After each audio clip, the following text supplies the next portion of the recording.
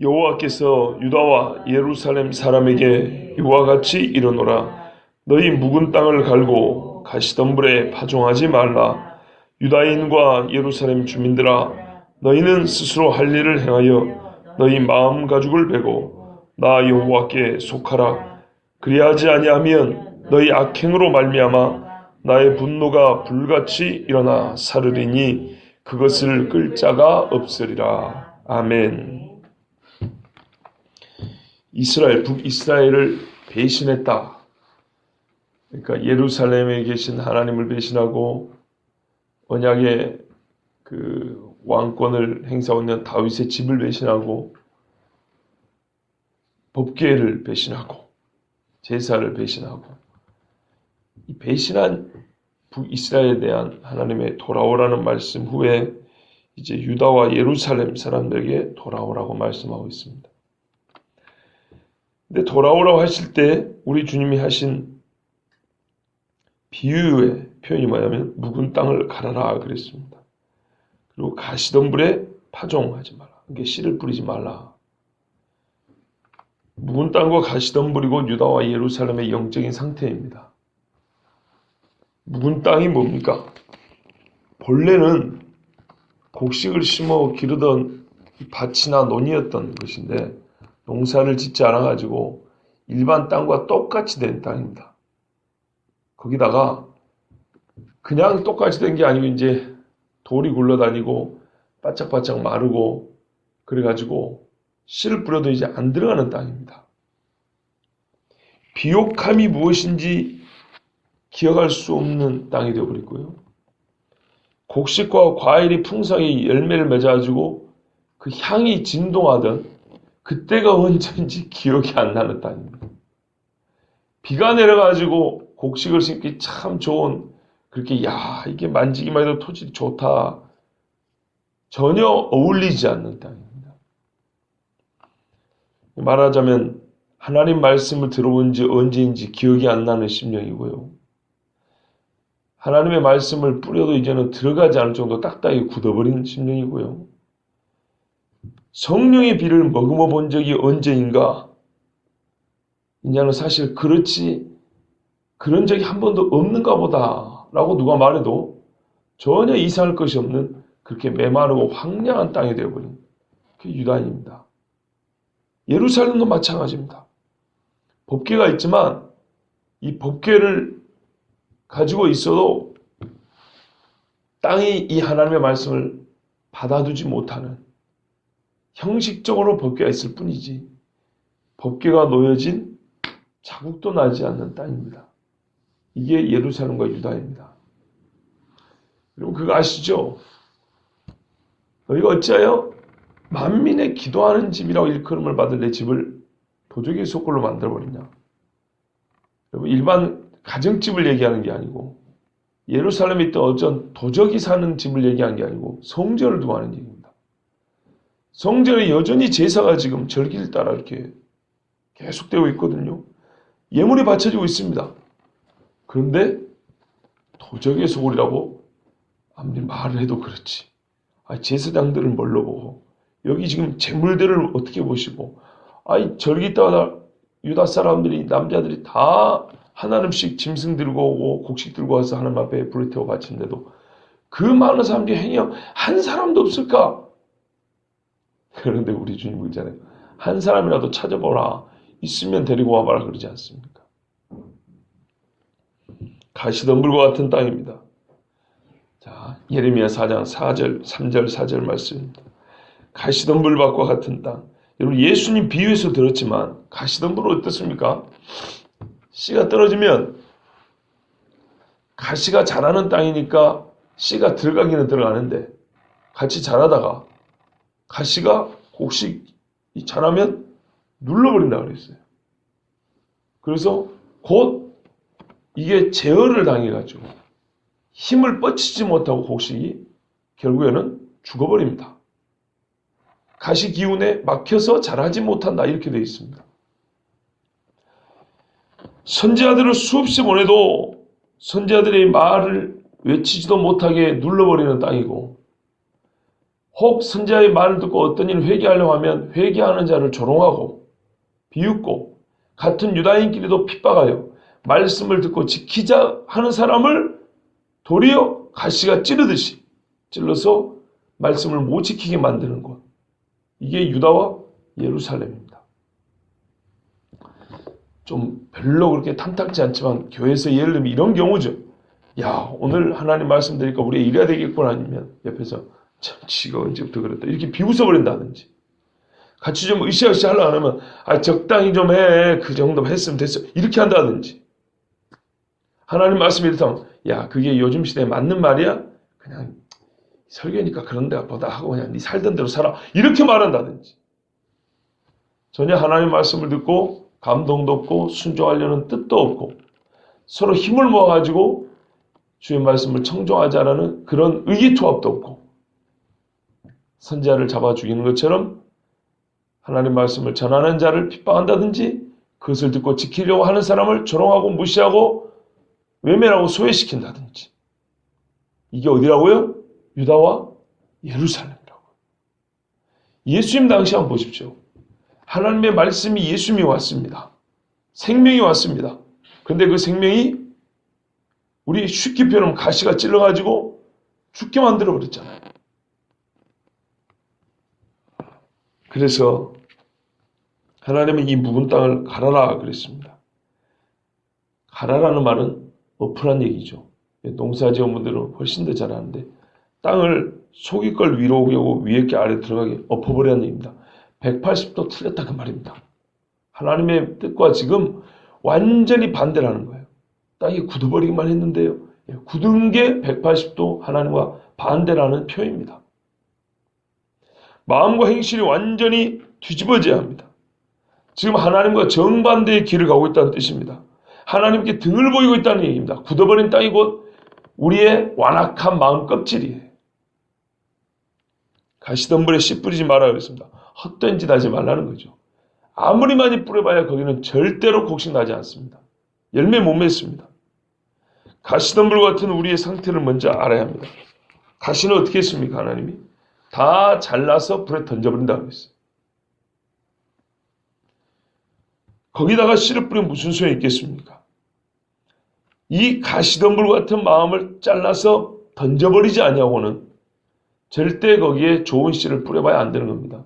그러니까 우리식으로 말하면 회개하지 않는 심령이는 그 이후에 주실 복을 아무리 줘봐야 들을 때 기분만 좋을 뿐이지 그 밭에서는 절대 좋은 열매가 안 맺어져요. 너희는 주는 곡식도 마다하는 악한 자들이 아니라는 것이죠. 가시덤불 같은 경우는 그래요. 주는 곡식씨도 결국에는 뱉어내는 땅입니다. 어리석게도 스스로 씨앗을 죽이는 땅인 줄도 모르고 곡식을 생산해 보겠다고 온갖 영적인 의식과 행위들을 하지만 주는 곡식 씨앗, 종자씨마다 다 죽여버리는 땅입니다. 이게 유다와 예루살렘이고요. 혹 오늘 우리 한국교회 아니면 바로 나의 심령이 그럴 수도 있는 것입니다. 언약 백성이 형식을 쫓는 짓을 많이 하고 짐승을 잡아 바치고 절기를 지킨답시고 예루살렘에 모여들어 봐야 하나님이 받지 않습니다. 그 마음에 굳어버린 묵은 땅과 같고 가시밭과 같은 사람들은 도리어 하나님의 멸시, 언약을 멸시하는 죄를 짓는 것이고 하나님의 영광을 가리는 정말 못된 사람들입니다. 그래서 필요한 것은 갈아엎는 겁니다. 갈아엎어야 되고요. 가시는 잘라가지고 불에 던져버려야 됩니다. 이게 우리 그리고 유다와 예루살렘의 상태입니다. 하나님께 가장 가까이 있다고 하나 실상 하나님과 멀어진 사람들을 하나님이 이렇게 표현했습니다. 그러면 뭐가 필요하다고 아까 말한 대로 회개. 북이스라엘도 뭐라 했습니까? 너는 죄의 고백과 죄를 버림을 가지고 돌아오는데 어디로요? 하나님이 계신 곳으로 어떻게 해요? 눈물을 가지고 돌아오라 그랬습니다. 똑같죠. 4절 보십시오. 유다인과 예루살렘 주민들아 너희는 스스로 할 일을 행하여 너희 마음 가죽을 베어라 그랬어요. 할례를 행하는 것과 마음 가죽을 베는 게 다른 말이 아니고 여기서 할례라는 것이 육체 할례를 말하는 게 아니고 지금 마음의 할례를 뜻한다 이런 말입니다. 죄를 버려야 하는 게 똑같습니다. 회개에 합당한 열매 맺는 것도 똑같습니다. 그 일이 가능하기 위해서 뭐부터 해야 된다고요? 하나님의 음성을 먼저 들을 수 있도록 하나님의 말씀 씨앗을 막고 뱉어버리는 마음의 완악함을 제하라 이런 말입니다.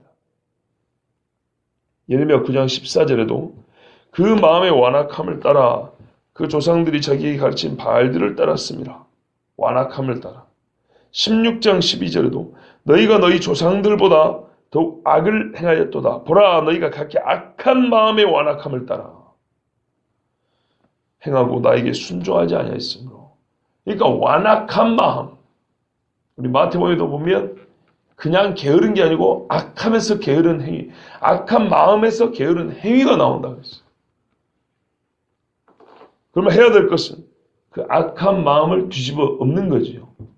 이걸 우리가 회개라고 표현하는데 회개라는 개념을 비유로 말하자면 가죽을 잘라버리듯이 마음을 덮고 있는 아주 두터운 가죽이 있다는 겁니다. 요거를 베어내라 그랬습니다. 그걸 히브리 사람들이 아는 할례로 말씀한 거죠. 다윗도 안식에 들어가지 못하는 자들은 어떤 자냐 하면 히브리서 4장 6절 7절을 보면 거기에 들어갈 자들이 남아있다. 그런데 왜 못 들어갔냐? 그들이 순종하지 아니함으로 못 들어갔다. 그러므로 오늘 너희가 그 음성을 듣는 너희 마음을 완고하게 하지 말라 하였나니. 안식에 들어오라는 하나님의 말씀을 들으면 제발 완악하게 하지 말고 들으라 그 말이에요. 옛날에 너희 조상들이 왜 가나안 땅을 눈앞에 두고도 못 들어갔냐? 마음이 완악해서 하나님의 말씀을 안 들었기 때문에 이렇게 말하고 있어요. 그래서 하나님은 유다와 예루살렘 사람들이 할례를 행하라 그럽니다. 이건 육체 할례가 아닌가 이제 아시겠죠? 마음의 할례입니다. 마음의 껍질을 벗겨야 됩니다. 하나님 말씀을 듣지 못하게 덮고 있는 마음의 가죽을 베어버려야 합니다. 할례를 행하면 수일 동안 피를 흘리고 걷지를 못하고 고통스러워합니다. 마음의 가죽을 벗겨내고 찢어내면 그 고통이 이루 말할 수가 없습니다. 그러나 반드시 그 과정을 겪어야 한다는 겁니다. 회개할 때 마음 편하게 하는 사람이 어디 있어요? 잘못을 수정할 때 기분 좋게 하는 사람이 어디 있어요? 아파요. 그거 아프기 싫어서 버티는 경우가 있거든요. 근데 반드시 그 고통을 수반하는 회개의 과정을 겪어야 한다는 것입니다. 지금까지 고집과 자아와 자기 권세와 나도 알지 못하는 나만을 위한 일방 통행로를 막고 그걸 깨뜨려버리고 하나님께서 내신 길을 따라 걷는다는 것. 우리가 함께 걸어야 할 믿음의 길을 걷기로 작정하는 것은 죄에 익숙한 사람들에게는 참 어려운 일입니다.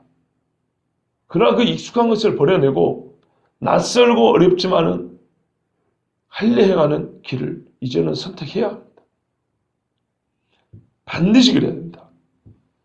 길이 더 낫냐 모자라냐는 비교를 할 것이 아니고 그 길이 처음부터 아니라는 사실을 받아들여야 하는 겁니다. 잘못된 길은 그래도 여기서 좀 이런 표현을 하면 안 되고 아예 버려야 합니다.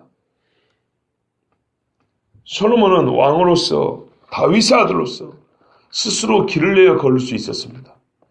그 아비가 인정한 대로 뭐라 하면 너는 지혜로운 자인지 이랬거든요. 다윗 자신이 지혜로운 사람입니다. 그런데도 솔로몬에게 너는 지혜로운 자인지 어떻게 행할 줄 안다 이렇게 말했습니다. 지혜로운 아비가 인정한 지혜로운 아들이면서도 솔로몬은 다시 하나님께 기도했습니다. 나에게 듣는 마음을 주십시오 그랬어요. 겸손하게 듣는 마음. 지혜를 달라 그러지 않았습니다. 듣는 마음을 달라 그랬어요. 듣지 못하는 마음이 아니라 하나님의 말씀을 들을 수 있는 마음을 주십시오 이랬어요. 하나님이 그게 마음에 들었어. 부귀영화도 주고 이스라엘 역사상 가장 복된 시대를 살게 했습니다. 그 나라 백성도 다 같이 오로지 하나님의 길로만 걷기 위해서 오늘 본문하면 여호와께 속한다 그랬거든요. 너희가 마음에 할례를 하면 여호와께 속하게 된다 그랬거든요. 이 마음이 어디에 속이 되냐면 하나님의 마음, 하나님의 말씀 안에 들어가고 있는 거예요. 잘 보세요. 내 마음이 하나님의 말씀을 품는 게 아니고 하나님의 말씀 안에 내 마음을 그냥 집어넣어 버린 거예요. 용광로 속에 쇠를 집어넣으면 같이 불이 타죠. 그런 것처럼 이 인간의 마음이 전 성질과 이 마음이 작동하는 전 원리와 이 마음이 작동하게 해갈 수 있는 모든 능력과 힘을 그냥 하나님 말씀에 집어넣어 버린 거예요. 하나님의 뜻 속에. 하나님 마음 안에 그냥 내 마음을 집어넣어 버린 거예요. 이렇게 될 때 하나님께 속한다 그러는데요. 그것을 구했던 것입니다. 다윗도 그랬고 솔로몬도 그랬습니다. 여호와께 속한다는 것, 이것은 곧 마음이 할례 받았는가에 달려 있습니다. 로마서 2장에도 오직 이면적 유대인이 유대인이며 할례는 마음에 할지니 영에 있고 그랬습니다. 사람의 영이 완전히 거듭나서 성령의 사로 잡히는 거죠. 보세요. 성령의 사로 잡히는 겁니다. 이것을 마음의 할례라고 했습니다. 그러니까 우리가 로마서에서 볼 때 지금 하나님이 유다와 예루살렘에 요구하는 게 뭔지 아시겠죠? 그러므로 예수님이 니고데모에게 하는 말이 네가 이스라엘의 선생으로서 사람이 거듭나야 한다는 말을 왜 알지 못하느냐 그랬어요. 알아야 한다는 거죠. 오늘 말씀의 내용이 그렇잖아요. 육신의 할례만 가르치는 게 아니었어요. 구약에. 마음의 할례는 마음이 완전히 새롭게 되는 건데 이 새롭게 됨이란 아랫게 위로 뒤집어지는 이걸 말하거든요. 마음에 있는 가죽을 벗겨내야 한다는 이게 하나님이 진짜로 원한다는 거잖아요. 지금. 그걸 예수님이 실제로 이루시려고 오셨고 사람의 능력으로는 이게 안 되는 일이기 때문에 성령으로 가능하잖아요. 그죠? 이걸 알아야 된다고. 사실 똑같은 말이잖아요. 마음의 할례를 받아야 한다. 진짜로 예수 믿고 구원받은 사람들 그리고 하나님이 예수를 믿으라고 요청할 때 그 표현을 로마서에서는 그게 바로 마음의 할례를 받는 거로 이렇게 표현을 하고 있잖아요. 이게 예수 믿는 사람에게 하는 말이잖아요. 예. 육체 할례로 끝나면 안 된다. 그게 구원 주는 게 아니다. 진짜 구원 받았으면 마음의 할례를 받아야 된다. 마음의 할례를 받았다는 뜻하고 예수 믿고 구원받은 뜻하고 같은 맥락 아닙니까? 바로 그것을 지금 예레미야에서 요구를 하고 있단 말이에요. 그럼 유대인은 뭘 알아야 돼요? 아, 진짜로 하나님 앞에 용서받는다는 거, 하나님의 백성이 된다는 것은 마음의 할례를 받는 것이구나 라고 예레미야 당시에 이미 깨달을 수 있는 것입니다.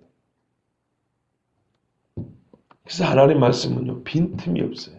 틀린 것이 없어요. 만약에 마음의 할례를 안 받으면 어떡합니까? 회개하고 돌아오지 않냐고 거듭나지 않으면 어떡합니까? 여호와의 분노가 불이 타서 유다와 예루살렘을 살라버린다 했어요. 불이 붙기 시작하면 누구도 못 끕니다. 그리고 금요일날 말씀드린 대로 불은 불탈 수 있는 재료에 붙는 것입니다. 여호와의 진노의 불은 어디에 붙냐면요. 불의함에 붙습니다. 불의함을 재료로 하여 붙는 불이 여호와의 불입니다.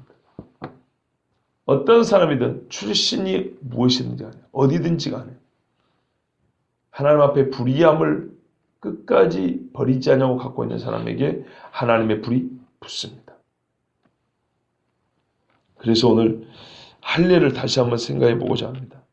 할례가 무엇인지 어떤 의미에서 하나님의 약속의 표고 그 언약적 의미가 무엇인지는 제가 1월 첫째 주에 설교를 했던 기억이 있습니다.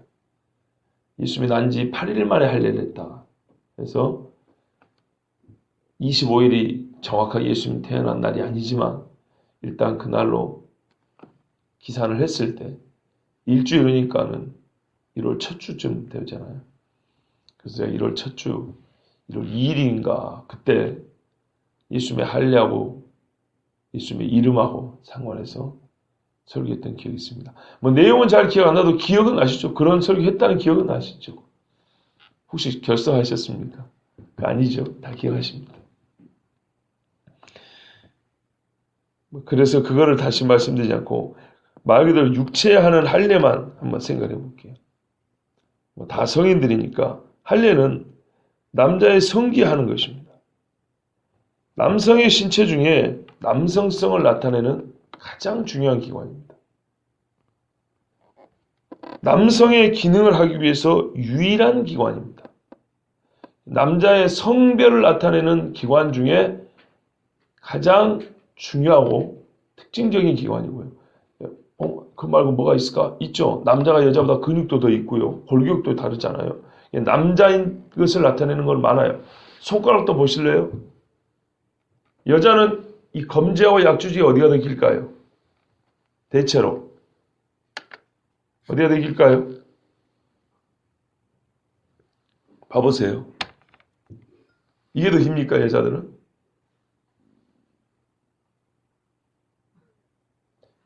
이게 더 긴데. 검지가 더 긴데, 여자들은. 되게. 그죠? 다 봐보세요. 그죠? 정수 입술이 안 그래요? 그래요? 아니에요? 가끔 그런 사람 있어요. 가끔. 근데 되게 남자가 약지가 더 길어요. 그래서 얼굴을 안 보고도 가려내는 방법이 몇 개 있어요. 그 중에 하나가 이게 더 기냐 이게 더 기냐를 보고 알아요. 절대적인 건 아닌데 그러니까 몇 가지가 필요해요. 확인하는 몇 가지. 그런 것처럼 남성성을 나타내는 신체 기관 특징들이 몇 개 있습니다. 그런데 성기는 그 중에 최고로 특징적인 기관이라 이 말입니다. 그리고 남자로서 유일한 기능을 할 수 있는 그런 기관입니다. 근데 제가 이제 이 이야기를 하려는 게 아니고 바로 그 중요한데 치명적인 상처를 입히는 겁니다. 할례가 그런 겁니다. 그게 다 아물고 나면은 괜찮은데 말 그대로 그거를 칼로 베어냈을 때 옛날에 돌칼로 벤단 말이에요. 베고 난 후에 얼마나 아프고 힘들고 위험하냐. 잘못하면 죽습니다. 치명적인 위험을 감수하고 하는 행위가 할례입니다. 낫기를 기다릴 때까지 일상생활도 불가능합니다. 여러 가지 손해와 위험을 감수해야 합니다. 전쟁이 일어나면요. 그러니까 이스라엘 사람들이 여리고를 눈앞에 들고 하나님 앞에 믿음의 행위 그리고 거룩한 행위를 하는데 그게 할례였습니다. 할례를 했다니까요. 여리고 눈앞에서 할례를 행했어요. 광야 2세대가 광야에서 태어난 애들이 전부 다 할례를 행하지 않았거든요. 단체로 여리고 눈앞에서 마주 보이는 데서 그러면 여리고 사람들이 와가지고 다 죽일 수 있었겠죠. 완전한 믿음의 순종이었어요. 진짜 위험한 건데. 옛날에 세겜 사람들이 할례하고 아파할 때 시몬과 레위가 종 몇 사람 데리고 가가지고 다 죽여버렸잖아요. 근데 이스라엘 전체 남자가 할례를 했어요. 여호수아는 뭐 했겠지만 대부분의 광야에서 태어난 2세대 남자 60만이 할례를 했다 생각을 해보세요.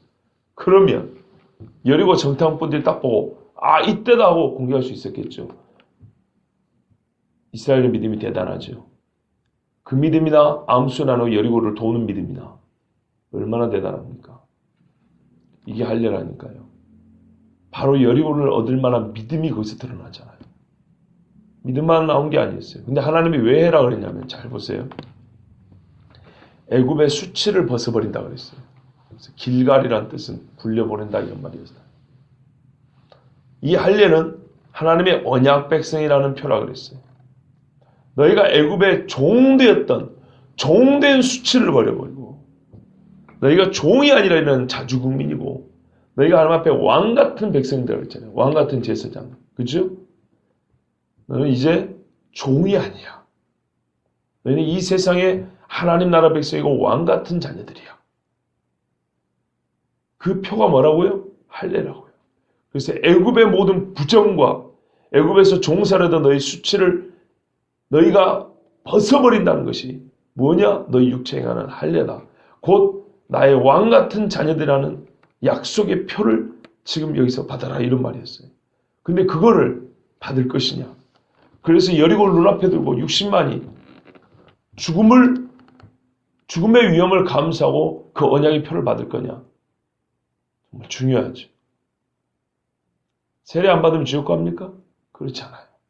그러니까 예수 믿고 나면 그 하나님 앞에 구원받은 표가 어떻게 해요? 내 몸에 있기를 원하는 사모하는 마음이 생겨요. 실제로 지금 우리가 세례 할례 안 받는다고 다 전혀 아니에요. 로마서입니다. 마음에 하라고요. 그러나 이스라엘 사람들이 그때 보세요. 여리고 앞에서 육체 할례는 마음에 할례하고 진배 없는 행위였어요. 그럴 때 육체 할례도 의미가 있는 거죠. 마음의 할례를 받은 사람이 육체 할례를 할 때 그건 진짜 언약의 표가 되는 거죠. 근데 곧 그럴 때 할 일, 그거는 모든 위험을 감수하고도 하나님의 언약 백성으로 살겠다라는 대단한 각오와 믿음의 결단입니다. 아주 위험하거든요. 바로 이것이 나 죽음의 상징입니다. 나 죽음. 남자가 할례를 행할 동안에는, 여성이 생리할 동안에 성경이 성관계를 금하게 하지만 불가능한 건 아닙니다. 그러나 남자가 할례를 행할 동안에는 성관계를 못합니다. 즉 자기 씨를 종자를 남기고 싶어도 할 수가 없습니다. 그 말은 곧 전적으로 하나님께서 허락하신 자손을 남기고 번성하는 이 남자의 뭐랄까요, 이 가장 위대한 일, 이것조차도 다 하나님 손에 있다라는, 남자로서 나는 죽었습니다. 생명의 모든 기능을 나는 행사할 수 없습니다. 하나님께 있습니다라는 절대적인 믿음과 헌신입니다. 그리고 자기 낮춤의 표현입니다. 그게 할례입니다. 그러니까 그걸 어디다 하라고요? 이제 마음에 하라고요. 마음에. 완전히 나는 죽었습니다. 나는 죽어마땅한 죄인입니다. 내가 지금부터 살 수 있는 게 이만큼일 때 그러면 철저히 하나님께로부터 온 것입니다. 이것이 마음의 할례를 행하라는 겁니다. 마음의 가죽을 벗기는 마음의 할례는 완전히 하나님께 복종하며 어떤 일이 있어도 온전히 하나님께 충성하겠다는 것이고 자아 죽임, 중심의 굴복, 복종입니다. 그러니 만일 사람이 마음의 할례를 행하지 않는다면 그 사람이 어찌 하나님을 아버지와 신랑으로 모시며 살 수 있겠습니까? 절대로 불가능합니다. 그리고 그렇게 하지 않는 자는 하나님의 소멸하는 불에 살라질 수밖에 없습니다. 여러분, 이미 여기 계신 분들은 다 그렇게 한 줄 알지만 오늘 말씀에 따라 다시 전합니다. 마음의 할례를 행하십시오. 행여라도 내가 예수 믿고 살지만 어떤 마음의 완악함이 있어서 듣는 마음을 가지지 못하고, 또는 하나님의 말씀을 듣고도 내 뜻을 살고 말씀을 제어하려고 하는 그런 못된 이런 악한 본성이 자꾸 되살아나면 과감히 잘라버리시고 이 마음을 뒤집어 엎으셔야 합니다. 매일매일 이 훈련을 하셔야 합니다. 이거는 저 같은 설교할 수 있는 직책을 가진 사람이나 이제 막 교회 나온 사람이나 아니면 성경을 잘 모르는 사람이나 오래된 사람이나 할 것 없이 모든 사람이 매일매일 반복해야 되는 것입니다. 근본적으로 우리는 예수 믿고 거듭난 사람이지만 마귀는 항상 뭘 뿌려요? 가라지도 뿌린다는 겁니까? 성경에 여러 가지로 표현이 되어 있습니다. 오늘 말씀을 따를 때는 예수님이 늘 발을 씻으라는 것처럼 행여라도 우리 마음에 묵은 땅이 있다면 계속 갈아엎으시고, 행여라도 가시가 자라서 하나님의 말씀의 씨가 못 자라게 자꾸 막으려고 하면 과감하게 잘라서 던져버려야 합니다. 그 마음의 할례를 행해야 합니다. 이것이 우리가 하나님의 백성으로 사는 길입니다. 기도하겠습니다.